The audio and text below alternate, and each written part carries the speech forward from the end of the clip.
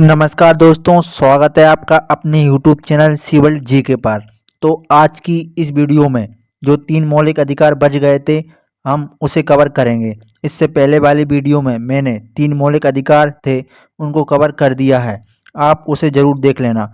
आज की वीडियो में जो बाकी के 3 मौलिक अधिकार हैं, उन्हें डिटेल में कवर करेंगे, उदाहरण के साथ। और साथ ही साथ मैं आपको जो सुप्रीम कोर्ट के द्वारा 5 प्रकार के रिट जारी किए जाते हैं, उसे भी इसी वीडियो में कवर कराऊंगा। यह वीडियो आपके लिए काफ़ी इम्पोर्टेंट होने वाली है। तो चलिए बिना देरी किए हुए वीडियो को शुरू करते हैं। तो चलिए वीडियो की शुरुआत करते हैं और सबसे पहले देखते हैं कि चौथा मौलिक अधिकार कौन सा है। तो चौथा मौलिक अधिकार है धार्मिक स्वतंत्रता का अधिकार। इसका वर्णन अनुच्छेद 25 से लेकर 28 तक है। तो सबसे पहले हम देखते हैं अनुच्छेद 25। तो अनुच्छेद 25 में क्या है? अंतःकरण की, धार्मिक रीति रिवाज मनाने की, धार्मिक का प्रचार प्रसार करने की स्वतंत्रता। तो इसके अंतर्गत कोई भी व्यक्ति किसी भी धर्म को मान सकता है, उसके रीति रिवाज को मान सकता है और धर्म का प्रचार प्रसार भी कर सकता है। इसकी स्वतंत्रता हमें अनुच्छेद 25 के तहत मिलती है। आप देखते होंगे कि मुहर्रम के अवसर पर मुसलमान ताजिया निकालते हैं, उसी प्रकार हिंदू शोभा यात्रा, रथ यात्रा निकालते हैं। तो उन्हें अपने रीति रिवाज को मानने की, धर्म का प्रचार प्रसार करने की स्वतंत्रता किसके अंतर्गत है? तो अनुच्छेद 25 के अंतर्गत है। यह स्वतंत्रता आपसे कोई भी नहीं छीन सकता। कोई भी अधिकारी इसके खिलाफ आपसे 2-5 नहीं कर सकता।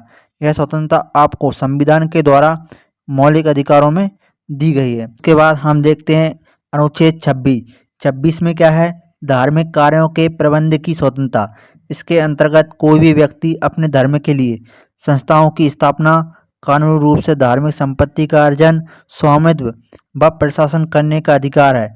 तो अनुच्छेद 26 यह हमें अधिकार देता है कि हम किसी भी धर्म की संस्था का निर्माण करवा सकते हैं, जैसे कि मंदिर का निर्माण करवा सकते हैं, मस्जिद का निर्माण करवा सकते हैं, गिरजाघर का निर्माण करवा सकते हैं या गुरुद्वारे का निर्माण करवा सकते हैं। हम किसी भी धार्मिक संस्था का निर्माण करवा सकते हैं। यह अनुच्छेद 26 में मौलिक अधिकार है हमें। और उसी के साथ साथ इसमें लिखा है कानूनी रूप से धार्मिक संपत्ति का अर्जन। तो जैसे कि आप मंदिर में जाते होंगे, वहाँ पर दान पेटी होती होगी, उस पर लिखा होता है कि कृपया दान इसी में डालें। तो मंदिर क्या करते हैं? इसके द्वारा धन अर्जन करते हैं। तो इसमें लिखा गया है कि कानूनी रूप से धार्मिक संपत्ति का अर्जन किया जा सकता है और साथ ही साथ स्वामित्व व्यय पर शासन करने का अधिकार है। तो आप मंदिर, मस्जिद या कोई भी धार्मिक संस्थान, उसे चलाने के लिए ट्रस्ट बनता है ना। तो ट्रस्ट में क्या होता है? मेंबर होते हैं, वह धार्मिक संस्था को चलाते हैं। इसमें स्वामित्व प्रशासन करने का भी अधिकार है। यह हमें अनुच्छेद 26 कहता है। तो उसके बाद हम देखते हैं आर्टिकल 27। 27 क्या कहता है? धार्मिक कार्यों के लिए धन कर मुक्त होगा, यानी कि टैक्स फ्री होगा। अगर आप किसी भी धार्मिक संस्था को डोनेशन करते हैं या फिर चैरिटी करते हैं, तो आपके पास उस पैसे पर टैक्स नहीं लगेगा। राज्य किसी भी व्यक्ति को ऐसे कर देने के लिए बाध्य नहीं कर सकता जिसकी किसी विशेष धर्म अथवा धार्मिक संप्रदाय की उन्नति या पोषण के लिए व्यय की गई हो। तो आप अगर किसी भी धार्मिक संस्था को दान करेंगे तो आपके उस धर्म पर टैक्स नहीं लगेगा या उस धन पर टैक्स नहीं लगेगा। यह अनुच्छेद 27 कहता है। और वह धार्मिक संस्था जो है, मंदिर है या मस्जिद है, उसके पास भी जो धन संपत्ति है उस पर भी टैक्स नहीं लगेगा। यह अनुच्छेद 27 कहता है। तो अनुच्छेद 27 के बाद हम देखते हैं अनुच्छेद 28। तो अनुच्छेद 28 में क्या कहा है कि सरकारी खर्च से चलने वाले संस्थान में धार्मिक शिक्षा नहीं दी जाएगी। तो इसके अंतर्गत सरकारी खर्चे से चलने वाले किसी भी शिक्षण संस्थान में कोई धार्मिक शिक्षा नहीं दी जाएगी। ऐसे शिक्षण संस्थान अपने विद्यार्थियों को किसी धार्मिक अनुष्ठान में भाग लेने या किसी धर्म उपदेश को जबरदस्ती सुनने हेतु बाध्य नहीं कर सकते। तो अनुच्छेद 28 यह कहता है कि जो भी सरकारी स्कूल हैं, यानी कि सरकारी शिक्षण संस्थान है, वे किसी भी प्रकार की धार्मिक शिक्षा नहीं देंगे और ना ही किसी भी प्रकार के धर्म के उपदेश को जबरदस्ती सुनने हेतु बाध्य कर सकते हैं। तो यह अनुच्छेद 28 कहते हैं। तो धार्मिक स्वतंत्रता के अधिकार के बाद हम देखते हैं 5वां मौलिक अधिकार। 5वां मौलिक अधिकार कौन सा है? संस्कृति एवं शिक्षा का अधिकार। इसका वर्णन अनुच्छेद 29 एवं 30 में है। इसके दो ही महत्वपूर्ण अनुच्छेद है 29 और 30। तो सबसे पहले हम देखते हैं अनुच्छेद 29। तो अनुच्छेद 29 अल्पसंख्यक वर्गों के हितों का संरक्षण। वेरी वेरी इंपॉर्टेंट है, कई बार एग्जाम में पूछा गया है कि अल्पसंख्यक वर्गों के हितों का संरक्षण यह किस अनुच्छेद में है। बहुत बार एग्जाम में पूछा गया है। तो इसका वर्णन अनुच्छेद 29 में है। आपको ट्रिक से बताऊंगा कि इसे याद कैसे करना है। तो संविधान के महत्वपूर्ण अनुच्छेद हैं जितने भी हैं, यह मैंने एक ही वीडियो में कवर करे हैं और मैंने आपको उसमें ट्रिक से बताए हुए हैं कि कैसे उसे याद करना है। अगर आपने वो वाली वीडियो नहीं देखी है तो मैं ऊपर आई बटन में उसका लिंक दे दूंगा, आप वह वाली वीडियो ज़रूर देख लेना। तो उसमें मैंने यह भी बताया है कि उसे याद कैसे करना है। आर्टिकल 29 को की है अल्पसंख्यक से रिलेटेड है। तो आज भी मैं आपको बता देता हूँ, क्योंकि मैंने उस समय आपको बताया था उस वीडियो में। हमें याद करेंगे, क्योंकि अगर आप कोई भी चीज़ पिक्चर से याद करते हैं तो आपको ज़्यादा देर तक याद रहती है। इसलिए अल्पसंख्यक से रिलेटेड कौन सा आर्टिकल है? आर्टिकल 29। तो 29 के बाद हम देखते हैं अनुच्छेद 30। अनुच्छेद 30 में क्या है? अल्पसंख्यक वर्गों के अपने शिक्षा संस्थानों की स्थापना और प्रशासन करने का अधिकार। तो हमने अनुच्छेद 28 में पढ़ा था कि सरकारी खर्च से चलने वाले शैक्षणिक संस्थानों में धार्मिक शिक्षा नहीं दी जाएगी। मतलब कि जो भी सरकारी स्कूल हैं उसमें धार्मिक शिक्षा नहीं दी जाएगी। पर अनुच्छेद 30 यह कहता है कि कोई भी अल्पसंख्यक वर्ग अपनी पसंद की शैक्षणिक संस्था चला सकता है और सरकार उसे अनुदान देने में किसी भी तरह का भेदभाव नहीं करेगी। मतलब कि सरकारी खर्च से ही वो चलेगी। उदाहरण के लिए मदरसा हो गया, संस्कृत विद्यालय, तो हम मदरसा चला सकते हैं, संस्कृत विद्यालय भी खोल सकते हैं।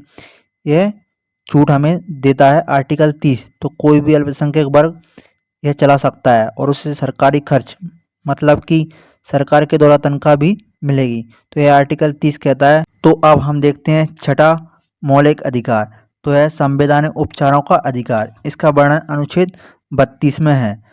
सब वेरी वेरी इंपॉर्टेंट है। इससे पहले हमने अनुच्छेद 29 देखा और 30 देखा, उसके बाद मैं आपको बता रहा हूँ अनुच्छेद 32। तो हमने अनुच्छेद 31 नहीं देखा। क्यों नहीं देखा? क्योंकि अनुच्छेद 31 में संपत्ति के अधिकार का वर्णन है और इससे पिछली वाली वीडियो में मैंने आपको बताया था कि जो संपत्ति का अधिकार है उसे मौलिक अधिकार से समाप्त कर दिया गया, यानी कि उसे मौलिक अधिकारों से हटा दिया गया और हटाकर उसे कानूनी अधिकार बना दिया गया है। इसलिए हम इस वीडियो में संपत्ति के अधिकार नहीं पढ़ेंगे क्योंकि वह अब कानूनी अधिकार है। इस वीडियो में हम मौलिक अधिकार कवर कर रहे हैं। तो संवैधानिक उपचारों के अधिकार को डॉक्टर भीमराव अंबेडकर ने संविधान का हृदय और आत्मा कहा है। तो कई बार एग्जाम में पूछा जाता है कि संविधान का हृदय और आत्मा किस अनुच्छेद को कहा जाता है। तो अनुच्छेद 32 को संविधान का हृदय और आत्मा कहा जाता है। Heart and soul of Indian constitution article 32 को कहते हैं। इसे मूल अधिकारों का संरक्षक कहा जाता है, क्योंकि अगर आपके मौलिक अधिकारों का हनन होता है तो आप सीधा डायरेक्ट सुप्रीम कोर्ट जा सकते हैं। वैसे आप किसी भी केस में डायरेक्ट सुप्रीम कोर्ट नहीं जा सकते, पहले आप डिस्ट्रिक्ट कोर्ट जाएंगे, फिर हाई कोर्ट जाएंगे, फिर सुप्रीम कोर्ट जाएंगे। अगर आपके मौलिक अधिकारों का हनन होता है तो अनुच्छेद 32 के तहत आप सीधे सुप्रीम कोर्ट जा सकते हैं। इसलिए इसे संविधान का हृदय और आत्मा कहा गया है। सुप्रीम कोर्ट लोगों के मूल अधिकारों को सुरक्षित करने के लिए रिट जारी करता है। तो जो मूल अधिकारों को सुरक्षित करने के लिए सुप्रीम कोर्ट द्वारा जो ऑर्डर दिया जाता है उसे रिट कहते हैं। रिट 5 प्रकार के होते हैं। कौन कौन से? पहले रिट है बंदी प्रत्यक्षीकरण, इसे इंग्लिश में हेबियस कॉर्पस कहते हैं। पर यह जो शब्द है जो इंग्लिश में लिखे हैं लैटिन भाषा के शब्द हैं, इसलिए थोड़ा अलग हैं। इसे कहते हैं हिंदी में तो सिंपल ही है बंदी प्रत्यक्षीकरण, और इसे इंग्लिश में क्या कहते हैं? Habeas corpus. इसके बाद है दूसरा परमादेश, जिसे इंग्लिश में मैंडामस कहते हैं। और तीसरा है अधिकार प्रक्षाल, जिसे इंग्लिश में क्यू वारंटो कहते हैं। और चौथा है प्रतिषेध, जिसे इंग्लिश में प्रोहिबिजन कहते हैं। और पांचवा है उत्प्रेषण, जिसे इंग्लिश में सर्टियोरी कहते हैं। अब हम एक एक करके इन्हें डिटेल में कवर करेंगे। अब मैं आपको सुप्रीम कोर्ट द्वारा जारी किए जाने वाले 5 प्रकार के रेट को डिटेल में बताऊंगा। काफ़ी इंपॉर्टेंट है, कई बार एग्जाम में पूछे गए हैं, इसलिए ध्यान से सुनिएगा। सबसे पहला है बंदी प्रत्यक्षीकरण, जिसे इंग्लिश में हेबियस कॉर्पस कहते हैं। पर इसका मतलब है शरीर को प्रस्तुत करना। यह क्यों कहते हैं, जैसे यह मैं आपको आगे बताऊंगा। तो इसके अंतर्गत क्या है, इसकी डेफिनेशन देख लेते हैं, उसके बाद मैं आपको इसको पूरा उदाहरण के द्वारा समझाऊंगा। तो जब किसी व्यक्ति को यह लगता है कि उसे अवैध रूप से जेल में रखा गया है, तब सुप्रीम कोर्ट हिरासत में लेने वाले अधिकारी को आदेश देता है कि वह जेल में रखे गए व्यक्ति को निश्चित स्थान और निश्चित समय के अंदर उपस्थित करे, अन्यथा हिरासत में लेने वाले अधिकारी पर कार्रवाई होगी। मान लीजिए आपको पुलिस को ने गिरफ्तार किया और आपको जेल में बंद कर दिया। तो इससे पिछली वाली वीडियो में मैंने आपको बताया था कि अनुच्छेद 22 के तहत आपको यह अधिकार है कि आप हिरासत में लेने का कारण पूछ सकते हैं, और जब उसने आपको जेल में बंद कर दिया है तो उसके 24 घंटे के अंदर उसे आपको जज के सामने पेश करना ही पड़ेगा। है आपका अधिकार है कि मान लीजिए पुलिस ने आपको गिरफ्तार किया और जेल के अंदर डाल दिया, तो उसके 24 घंटे के अंदर पुलिस को आपको जज के सामने पेश करना ही पड़ेगा। मान लीजिए पुलिस ने ऐसा नहीं किया तो आपको 3 दिन तक उसने जेल में बंद कर किया हुआ है, तो आप क्या करेंगे? अपना वकील भेजेंगे, आपका वकील जाएगा सुप्रीम कोर्ट और सुप्रीम कोर्ट का ऑर्डर लेने के लिए। तो सुप्रीम कोर्ट को यह बताएगा कि मेरे क्लाइंट को पुलिस वाले ने इस फलाना थाने में 3 दिन से बंद किया हुआ है, जबकि कानून यह कहता है कि 24 घंटे के अंदर उसे जज के सामने पेश करना पड़ेगा। पर पुलिस वाले ने ऐसा नहीं किया, तो सुप्रीम कोर्ट का जज क्या करेगा? रिट जारी कर देगा, मतलब कि ऑर्डर जारी कर देगा कि तुरंत उस व्यक्ति को छोड़ा जाए और मेरे सामने पेश किया जाए, क्योंकि 24 घंटे के अंदर पेश करना होता है। ऐसा डेफिनेशन में लिखा गया था कि व्यक्ति को निश्चित स्थान और निश्चित समय के अंदर उपस्थित करें, अन्यथा हिरासत में लेने वाले अधिकारी पर कार्रवाई होगी, अन्यथा आप पर कार्रवाई की जाएगी। तो उस पुलिस को क्या करना पड़ेगा? उस व्यक्ति को छोड़ना पड़ेगा। अगर उसने कोई जुर्म नहीं किया तो उसे छोड़ना पड़ेगा, क्योंकि अगर ज़बरदस्ती उसने गिरफ्तार किया उसे छोड़ना पड़ेगा, क्योंकि जो आपका लॉयर है या वकील है वह ऑर्डर ले आएगा। अगर आपने कोई जुर्म किया तो आपको 24 घंटे के अंदर उसे पेश करना था, और उसने 3 दिन तक आपको पकड़ा हुआ है, पेश नहीं किया है, अब उसे सीधा आपको पेश करना पड़ेगा, उसी वक्त तो तत्काल पेश करना पड़ेगा, यह आपका अधिकार है। दूसरी रीट है परमादेश, जिसे इंग्लिश में मैंडामस कहते हैं। तो इसके अंतर्गत क्या है? जब कोई सरकारी अधिकारी अपने सार्वजनिक कर्तव्य यानी कि पब्लिक ड्यूटी का निर्वाह नहीं करता है, तब सुप्रीम कोर्ट उस पर रिट जारी कर सकता है और उसे अपने कर्तव्य का पालन करने का आदेश जारी करता है, अन्यथा उस पर सख्त कार्रवाई कर सकता है। मतलब कि जब कोई भी सरकारी कर्मचारी अपने कर्तव्य का पालन नहीं करता तो आप सुप्रीम कोर्ट जा सकते हैं और सुप्रीम कोर्ट उस पर रिट जारी कर सकता है, उसे अपने कर्तव्य का पालन करने का आदेश जारी करता है, अन्यथा उस पर कार्रवाई की जा सकती है। तो मैं अब आपको उदाहरण से समझाता हूँ। मान लीजिए आप रेलवे स्टेशन पर टिकट बुक कराने के लिए गए, तो आपने देखा कि वहाँ पर 2 काउंटर हैं। एक काउंटर पर तो पूरी तरह से भीड़ लगी हुई है और जो दूसरा काउंटर है वहाँ पर भीड़ नहीं लगी हुई है। वहाँ पर जो व्यक्ति बैठा है, आपने उससे पूछा कि सर टिकट बुक कर दीजिए, तो उसने कहा कि सर्वर डाउन है। आपने देखा जो दूसरा सिस्टम में वह तो चल रहा है, पर इस व्यक्ति का सिस्टम नहीं चल रहा है और आप वहाँ पर रोज़ आना जाना है, आपका वहाँ पर रोज़ आना जाना है। तो दूसरे दिन आप गए, आपने दूसरे दिन भी यही दृश्य देखा कि एक जगह तो पूरी लाइन लगी है और दूसरा काउंटर बंद है, वह खाली है। तो फिर आपने उससे पूछा, फिर उस व्यक्ति ने कहा कि सर्वर डाउन है। एक दिन आपने देखा कि क्या हो रहा है, तो जब आप अंदर गए तो आपने देखा कि वह व्यक्ति जो है सर्वर डाउन नहीं है, वो अंदर 3 पत्ती गेम खेल रहा है और आपको बार-बार कह रहा था कि सर्वर डाउन है, सर्वर डाउन है। आपने क्या किया? उसके ऊपर जो अधिकारी हैं उसे कंप्लेंट किया और उसके ऊपर अधिकारी ने भी कोई कार्रवाई नहीं की, तो आप क्या करेंगे?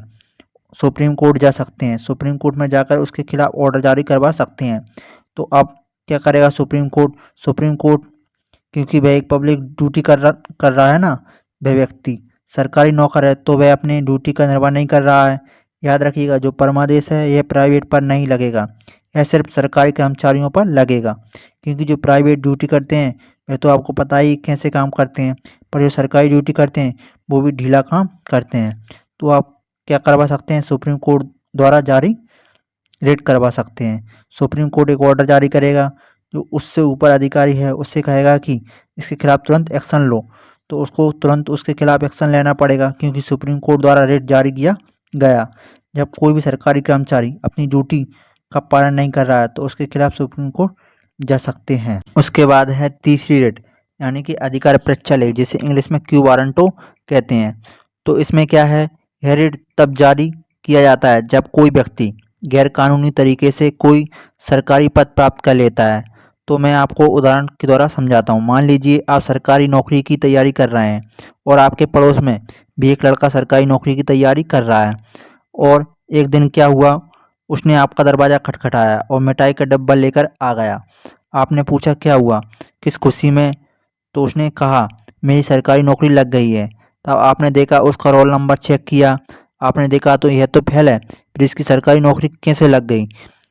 यह तो फेल है, फिर इसकी सरकारी नौकरी कैसे लग गई? आपको इसके अंदर की बात पता चली, तो आपको पता लगा कि इसने घूस देकर या रिश्वत देकर सरकारी नौकरी प्राप्त की है।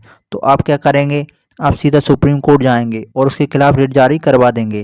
तो सुप्रीम कोर्ट क्या करेगा, जिस डिपार्टमेंट में उसकी नौकरी लगी है उस डिपार्टमेंट के अधिकारी को अपना ऑर्डर देगा कि मुझे इसके CBT 1 के और CBT 2 के नंबर बताओ, इंटरव्यू में कितने नंबर आए आप मुझे वो बताओ। मतलब पूरी तरह सुप्रीम कोर्ट जांच करेगा। जब उसे पता चलेगा कि इसने गैरकानूनी तरीके से सरकारी पद प्राप्त किया है तो उसे जेल में कर देगा और ऊपर से फाइन लगेगा। तो यह तीसरा रिट थी, अधिकार परीक्षा लेख। अब है चौथी रिट, जिसे प्रतिषेध कहते हैं, जिसे इंग्लिश में प्रोहिबिशन कहते हैं। तो यह क्या होती है, यह आदेश सर्वोच्च न्यायालय तथा उच्च न्यायालय द्वारा निम्न न्यायालय को जारी किया जाता है और आदेश दिया जाता है कि इस मामले में अपने यहाँ कार्रवाई ना करें, क्योंकि यह मामला उनके अधिकार क्षेत्र के बाहर है। इसमें क्या होता है देखिएगा, ये सुप्रीम कोर्ट या हाई कोर्ट के द्वारा जो छोटे न्यायालय होते हैं उनको भेजी जाती है। जैसे मान लीजिए MP के भोपाल में कोई किसी ने मर्डर किया और उसको जो कार्रवाई है वो कहाँ चल रही है, बिहार में चल रही है। तो यह तो उसके अधिकार क्षेत्र के बाहर है, क्योंकि जिस व्यक्ति ने जो मर्डर किया है वो कहाँ किया है, भोपाल में किया है। तो वहाँ का जो न्यायालय है, भोपाल का जो न्यायालय है वो कार्रवाई करेगा, ना कि जो पटना का न्यायालय है वो कानूनी कार्रवाई करेगा। तो यही आदेश दिया जाता है कि सर्वोच्च न्यायालय उच्च न्यायालय के द्वारा निम्न न्यायालयों को। ठीक है। अब लास्ट और आखिरी है, पांचवी रिट है उत्प्रेषण, जिसे इंग्लिश में सर्टियोरी कहते हैं। इसके अंतर्गत अधीनस्थ न्यायालय जहाँ पर मुकदमा चल रहा है उससे वरिष्ठ न्यायालय उसे आदेश दे सकता है कि उस मुकदमे को तुरंत लंबित कर दे, वरिष्ठ न्यायालय को भेजे। जैसे कि मान लीजिए ऊपर होता है सुप्रीम कोर्ट, नीचे होता है उसके हाई कोर्ट और नीचे होता है डिस्ट्रिक्ट कोर्ट। तो जो हाई कोर्ट है इसको रिट जारी कर सकता है कि आपके पास जो मुकदमा है यहाँ इस पर कार्रवाई ना करें, इसको हमारे पास हस्तांतरण कर दें। ठीक है। इधर से सुप्रीम कोर्ट हाई कोर्ट को जारी कर सकता है कि आप इसके मामले में कार्रवाई ना करें, इसको हमारे पास हस्तांतरण कर दें। तो इस प्रकार से जो बड़े न्यायालय होते हैं वो छोटे न्यायालयों को, अपने अधीनस्थ न्यायालयों को रिट जारी कर सकते हैं, जिसका नाम है उत्प्रेषण, जिसे इंग्लिश में सर्टियोरी कहते हैं। दोस्तों, अगर आपको ये वीडियो पसंद आई हो तो कृपया इसे लाइक करें, अपने दोस्तों के साथ शेयर करें, साथ में हमारे चैनल को सब्सक्राइब करें। धन्यवाद।